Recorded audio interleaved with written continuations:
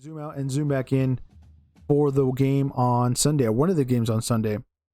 That was between South Carolina and Virginia Tech over at Mercedes-Benz. This game was interesting. The Beamer Bowl, Shane Beamer going up against his alma mater, his dad's former program that he coached at and basically turned into, what it was in the early 2000s, late 90s. If you want to be more specific, you got your Michael Vick eras in there. Tyrod Taylor, if I'm not mistaken, is the other pretty good Hokies quarterback from the past. So it was interesting already for the setup for this. But my big question was, can the Hokies stop the Gamecocks offense? And I think for the most part they did. Again, they had the big plays in special teams. The defense just didn't allow Virginia Tech to do much, obviously only giving up 11 points. But it was still kind of interesting when you look at the stat line. 336 for Virginia Tech in overall yards. Most of that came through the air. Again, Drones, pretty solid quarterback out of the ACC. He wasn't going to go away quietly.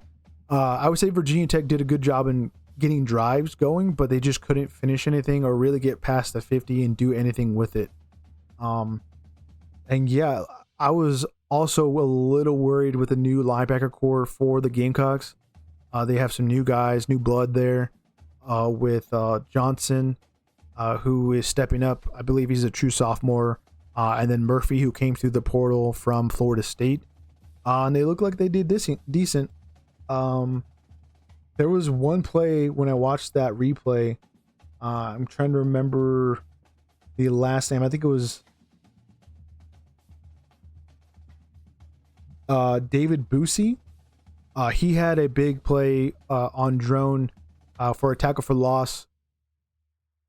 So they have somewhat depth. There are guys that are going to be able to step up that I like. He didn't have a crazy stat for South Carolina, but when I think they're going to replace guys or guys are getting fatigued later in games, I think South Carolina is going to be all right on defense. It's just the offense and their effectiveness.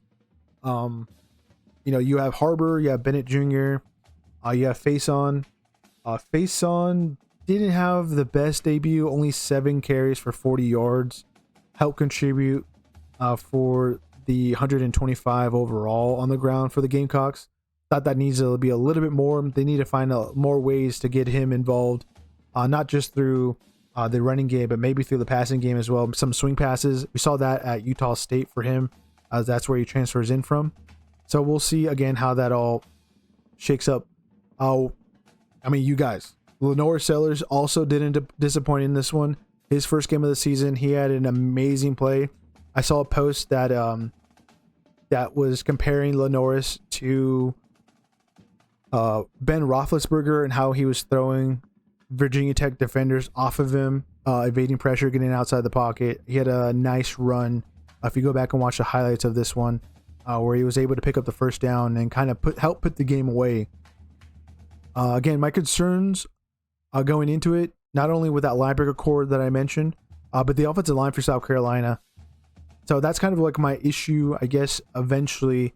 Like, if they can't get creative enough on offense to get some of these guys that should be, pretty impactful and making big plays, because maybe may not be able to run it through the middle as much as they did last season. And yeah, not a good game for Brent Pry. Obviously, he was chosen over Shane Beamer to take over the program, but it is what it is. One last guy I mentioned for the game was Ben Bell, who comes in from Texas State. He's a new Hokie defensive end. He had some all right numbers. He had 2 total tackles. He shared a sack, which got him a tackle for loss. I think he's going to be pretty decent as the season rolls on, especially when you get the ACC play. He might be a guy that gets some impactful plays. He had 10.5 sacks in 2023 for Texas State. My score prediction in terms of difference was 9 points, which ended up being pretty close. I was like, oh man, maybe my 9-point prediction isn't going to hold up.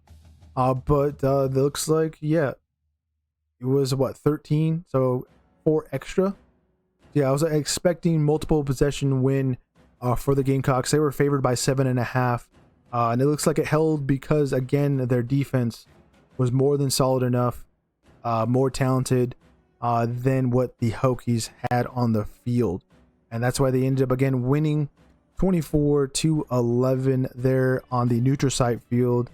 And we should expect this defensive front to be just as good as it was the last couple of seasons, and keeping the Gamecocks in a lot of games in the SEC. As we zoom out